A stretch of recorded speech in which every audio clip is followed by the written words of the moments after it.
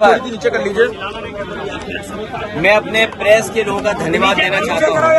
Hello, live frame मिलना है जहाँ कन्नौज की धरती बस लेते पर रहो आप। जी जी इतना पवित्र आयोजन हो रहा है, ये हमारे वैदिक परंपराओं से जोड़ने के लिए हमारे महाराज रामदास जी और उनके साथ बहुत ही प्रतिष्ठित और हमारे सम्मानित आदरणीय करुणा शंकर जी और इनके साथ बड़ी संख्या में जो साधु संत और हमारी वैदिक परंपराओं पर और जो हमारी पौराणिक परंपराओं हैं जिनका इस पवित्र धरती पर आयोजन कर रहे हैं, हमें उम्मीद है कि माई का इनके माध्यम से आशीर्वाद पूरे कन्नौज के लोगों को, पूरे प्रदेश के और देश के लोगों को आशीर्वाद के साथ साथ उनके जीवन का कल्याण भी होगा, उनको एक अच्छे रास्ते पे और धार्मिक रास्ते पे चलने का यहाँ से आशीर्वाद भी मिलेगा। भैया मैं आदरणीय रामदास जी महाराज और हमारे पूजनीय आदरणीय करुणा शंकर जी बहुत पुराने हैं। मुझे याद है कि जब मेरा पहला चुनाव था क्या करना है? उस समय भी इन्होंने जो पूजा और पूजा से संबंधित जो कार्यक्रम होते हैं इन्होंने कराए थे और उसका परिणाम ये हुआ था कि उस समय भी आशीर्वाद मिला था। आज जो इतना भव्य माई के आयोजन हो रहा है, जहाँ इतनी कुंड बने बताया जा रहा है, 1108 कुंडियों का जो आयोजन है ये ऐतिहासिक है। इतने बड़े पैमाने पर कहीं भी आयोजन नहीं हुआ है। हमें पूरा भरोसा है कि माई यहाँ की जनता का कल्याण करेगी, उनके भविष्य को बेहतर करेगी, उनके जीवन में खुशियाँ, उनके जीवन में स्वास्थ्य और स्वस्थ जीवन होगा, ये कामना हम सब लोग कर रहे हैं इनके बाद। सर, उत्तर प्रदेश सरकार के 8 साल पूरे, अगर ये मैं कहूँ कि अगर मेरे आदर्श योगी हैं तुम तो पगला जाएंगे। सोचो हमें क्या कपड़े पहनने पड़ेंगे अगर हमारे वो आदर्श हो जाएं। ये बातें ऐसी मत करा करो नौजवान। हमारा आदर्श क्या है? हमारे आदर्श लोहिया जी हैं। हम लोग डॉक्टर भीमराव जी के, अम्बेडकर जी के रास्ते पे चलते हैं। नेताजी ने जो रास्ता दिखाया उस रास्ते पे चल रहे हैं। जनेश्वर मिश्र जी ने हम लोगों को जो सिखा के गए हैं उस रास्ते पे चल रहे हैं हम लोग। तो समाजवादी लोग हैं, विकास खुशहाली चाहते हैं। कन्नौज में रहकर के हम लोगों ने भाईचारे की सुगंध दी है। ये जो भारतीय जनता पार्टी के लोग हैं इनकी नफरत की दुर्गंध है।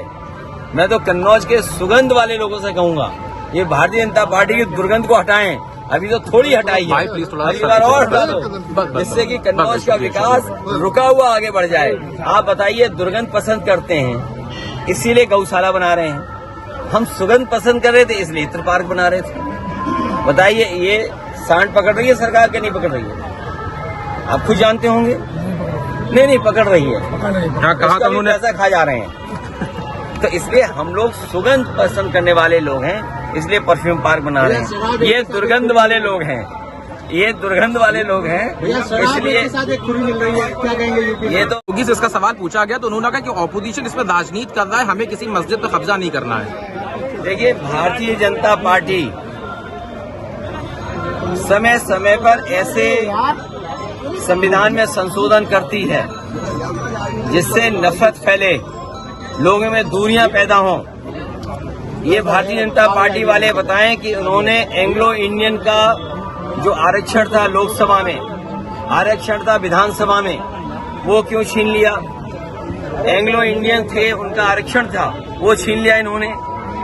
इसी तरह मुसलमान भाइयों का उनके साथ भी खिलवाड़ कर रहे हैं।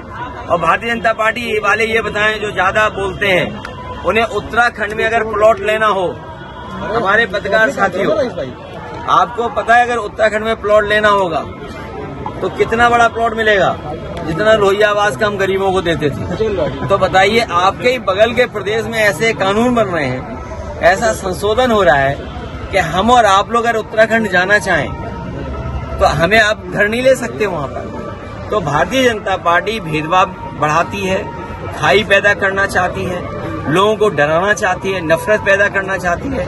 लेकिन ये समाज हमारा इतना अच्छा है भारत का, इस धरती पे सदियों से लोग रहे हैं एक दूसरे का सम्मान करके, एक दूसरे से प्यार मोहब्बत में, एक दूसरे का साथ दे करके। भारतीय जनता पार्टी कितने भी संविधान संशोधन कर ले, लेकिन इस देश की जो संस्कृति है, इस देश में जो लोगों को संविधान पर भरोसा है, उसको यहाँ की जनता कभी टूटने नहीं देगी। सीएम योगी कह रहे हैं कि अखिलेश के जो भी एक वो लिखा उत्तर प्रदेश के 8 साल के बारे में, क्योंकि कन्नौज ये क्षेत्र है, कन्नौज की जनता ने कन्नौज के विकास के लिए वोट दिया है। मैं कन्नौज की जनता को एक बार फिर भरोसा दिलाता हूँ, ये जो 8 साल काटे हैं, ये जो 8 साल कटे हैं, इसने विकास से कन्नौज को काट दिया। ये जो 8 साल की उपलब्धि गिना बता रहे हैं, इतनी लूट, इतना भ्रष्टाचार कभी नहीं हुआ कि जब 8 साल पूरे हुए तो उत्तर प्रदेश की पुलिस को ही अपने आईएएस को पकड़ने के लिए भेजना पड़ रहा है, उसके खिलाफ एफआईआर लगानी पड़ रही है। ये देश के पहला इतिहास होगा जहां सरकार अपनी उपलब्धि और विकास की खुशी मना रही हो, वहीं एक आईएएस अधिकारी अंडरग्राउंड हो गया हो। और पहली सरकार है जिसके विधायक खुल के कह रहे हैं हमें बदलाव चाहिए, और एक विधायक तो जो बिल्कुल दिल्ली के करीब हैं, वो कह रहे हैं कि अगर अधिकारियों ने माँ का दूध, क्या माँ का दूध नहीं, कुछ और बताया उन्होंने कि दूध पिया हो, क्योंकि हमारे जो आम जनभाषा में यही कुछ इस तरह की बात रहती है। अब मुझे नहीं समझ में आ रहा कि वो विधायक किस तरह की चेतावनी दे रहे थे। लेकिन सोचिए, एक विधायक ये आरोप लगा रहे हो कि भ्रष्टाचार है, बेईमानी है, दूसरा विधायक और आगे जा रहा है, वो कह रहा है कि हमारे बाबा जी को अब जरूरत नहीं उत्तर प्रदेश की, उन्हें यहाँ से तो उत्तर प्रदेश से भेज देना चाहिए। तो सोचिए, विधायक ही ये बात कह रहे हैं। और एक विधायक का मैंने अभी वीडियो सुना है बस्ती के, वो कह रहे थे कि इतना भ्रष्टाचार पुलिस का कभी नहीं देखा जितना उन्हें देखने को मिल रहा है। लूट मची हुई सरकार में, सोचिए, तहसील थाने की लूट, जिससे आम जनता को तकलीफ और परेशानी है। इसलिए जो 8 साल का नारा दे रहे हैं, इनके सामने इतने सवाल हैं जिसका वो जवाब नहीं देना चाहते, तभी प्रेस के लोगों से बात ही नहीं करते हैं। प्रेस के लोग सवाल पूछना चाहें तो प्रेस के किसी भी सवाल का सरकार जवाब नहीं देना चाहती है। योगी जी ने कहा है ये जो विदाई की भाषा है ना, ये विदाई का समय है। जनता ने मन बना लिया है कि ऐसी सरकार जिसने विकास रोका हो, जिसने तरक्की रोकी हो, जिसने नौकरी रोजगार रोका हो, जिसने महंगाई बढ़ाई हो, जिसने अन्याय किया हो, जिसने किसानों की दुख तकलीफ न समझी हो। सोचिए, आप किसान इस आस में बैठा था क्या उसकी आय दोगुनी होगी, किसी की आय दोगुनी नहीं हुई, और सरकार कह रही है कि हमने पर व्यक्ति आय बढ़ा दी।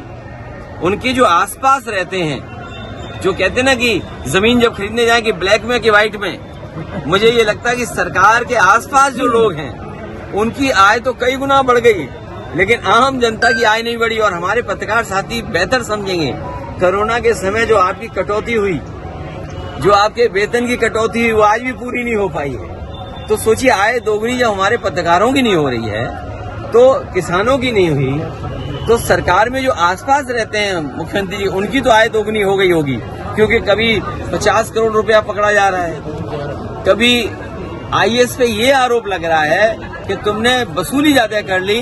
वो वसूली का सवाल नहीं था, वो जो बंटवारे में झगड़ा होता है, अमूमन हम देखते हैं कि झगड़ा तब होता है जब बंटवारा ठीक से न हो।